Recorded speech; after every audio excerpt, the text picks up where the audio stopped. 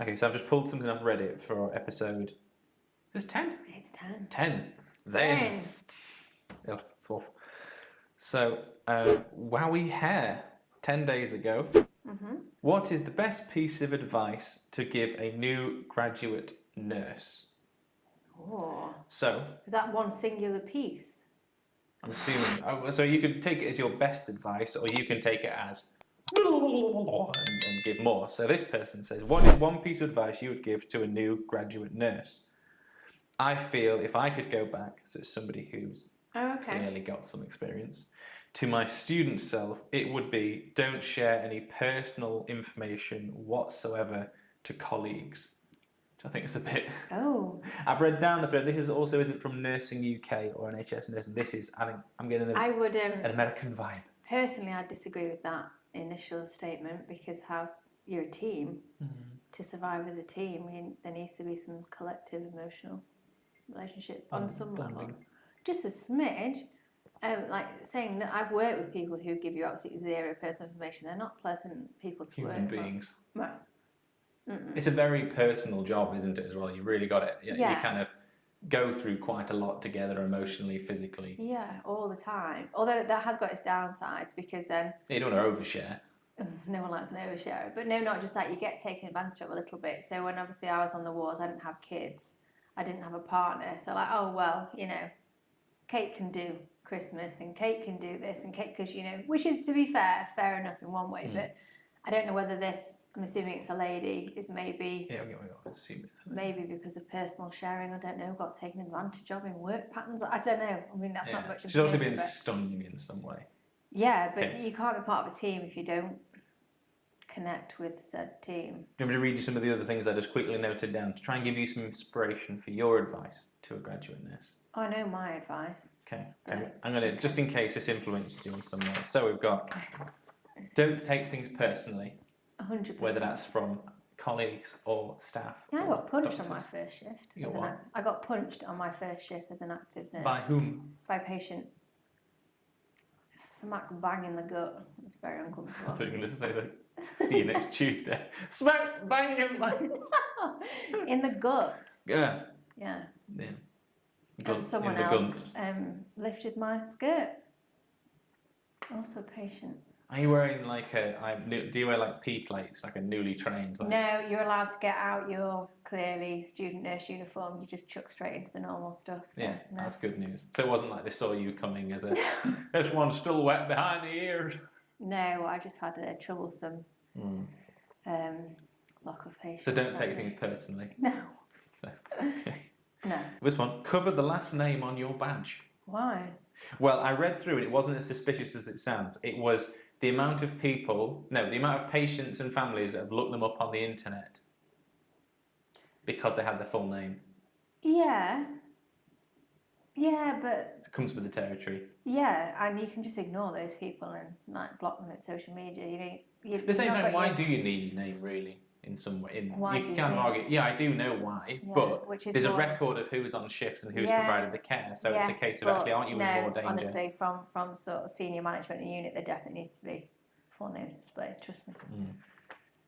Document to protect yourself. That's yeah, definitely. I would always advise that everybody does that at any point. It's not just about yourself, it's about your patients, your clients. Yeah, documentation's definitely. Yeah. Don't worry about losing your license unless you do purposeful harm. Basically, unless you purposefully go out to hurt somebody, you've pretty much got your license, or in our case, your PIN. That's not true. I worked with a really nice nurse who lost hers because she accidentally set the wrong drip rate on her. But there are people that you mentioned who did do stupid and dangerous things, who either didn't lose the PIN or only temporarily or got moved to management. Yeah, definitely. So normally the latter. But this particular nurse I'm talking about was absolutely adorable. And she'd be who you'd pick to look after your parents and everything. She was so nice. And she was also the first signature out of a 2 signatory medication. And the other nurse didn't get struck off. Who checked her? Go figure. So she lost a PIN? She lost the PIN. She ended up being a band 4. Yeah. Just had to basically be a support worker who could do dressings and bloods and stuff if supervised. Do you know what I thought you can tell it was in America because term and stuff, but it said even if you divert drugs. Yeah, So you know what that means. I think so. So basically, you're in charge of morphine or Oromorph. Yeah. If you divert that into the black market to sell to addicts, that's what diverting means. Even if you do that, they will give you a chance to go to rehab before they take your license off you. Is that a That's what it joke? says. That's what it says. Seriously? Mm-hmm. That no. That happens in the UK. No way. Who the? Okay. Okay. So I said about that. bringing it back to the original question, Yeah. what is the best piece of advice you would give to a new graduate nurse? Simply be prepared for anything. It's a bit vague, isn't it? No, it's not, because it maybe sounds Have no vague in the- expectations and Yeah, be ready. kind of, Yeah. because it might sound vague in the first instance, but after some acute years experience and then community sexual health, all the other things, honestly, you just cannot be prepared for the things that you're going to come across. You should know that a little bit being hands-on for 3 years as Yeah, well. you should, and that's why. Well, it depends what qualification you've taken to become a nurse, because the degree graduate nurses don't have half as much hands-on time like a diploma nurse, or so in their defence, they maybe haven't actually had much hands-on experience. So there will be a lot to learn in a very short period of time, and it'll feel crazily intense. But the best advice is honestly just be prepared for anything, and just get stuck in. Yeah, basically, like the more relaxed and the more you can lean into things, the better, because you're not going to be able to change them. And whether that's a positive emotion, a negative one, challenging to your personal life, you get shit shifts you don't want, you get banks of nights you do not want, you get put on shift with nurses who you don't get on with, you have to manage shifts where you've purely only got bank nurses, and that makes no sense whatsoever. You become the lead nurse when you're not technically capable of being so. You then have the horrendous patients who are aggressive because they intend to be. You have the sexually demented who are absolutely horrifically terrifying to look after. You get no choice about these. Sexually demented? There was a very, very, very unpleasant experience in my career, which involved somebody who was in a, I don't even know how you describe it on a PC level, but... What do you mean? They've got a... It was very, very, very unpleasant and probably not suitable for this, which I can explain to you at a different time. You have to put up with that. You don't get given a choice. You have to look after criminals. You don't get given a choice. You have to be in situations you wouldn't choose to be. You have to do end of life. You have difficult relatives. You then have the other spectrum where they're absolutely adorable people who you'd want to take home and make them your, I don't know, your other granddad or your other whatever. Adopted family. Oh, honestly, some of the people are just amazing and they give you so much back. But you don't expect that either. You don't expect to feel the pure goodness and the absolute amazement and joy, whatever the words are, that some people can make you feel.